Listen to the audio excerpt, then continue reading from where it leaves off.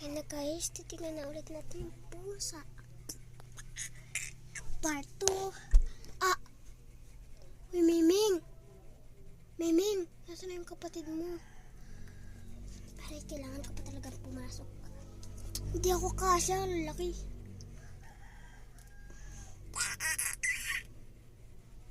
Ang baba lang kasi, ayun. Hindi talaga ako kasya dyan kahit tumukuha ko. Uy! Mga Miming, gising. Matutulog na daw. Ano na kayang gagawin ko, guys? Wait lang, guys. So, andito nga pala yung mga Miming. At dito yung mga binibidyohan namin. Andito lang sila. Haba. At yun ang nalagay po namin. Ayun, guys. Wala ka, hindi ko makita. Ano namin. Guys, part 3 mamaya. Sa labas tayo. Mamayang gabi. Ayan. Aray, aray, aray. Kapag ka mababali.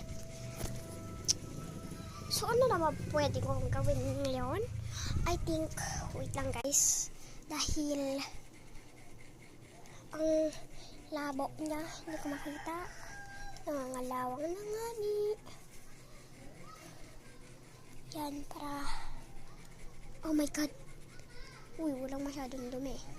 Lagi kasi namin itong nililinisan. Lagi kami yung tagalinis ng salamin. Sila yung sa kalat. Iyo, ano to? Kadiri. Kadiri na kayo. Ang baho. So, ito naman, pupunasan din siya. Kasi magagalit na lang si mama. Nabasa ito. Iyo, baka mabutas.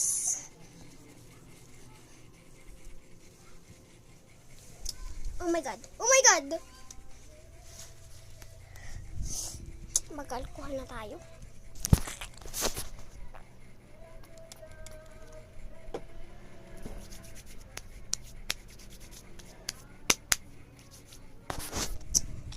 Kaya guys, maganda na ulit.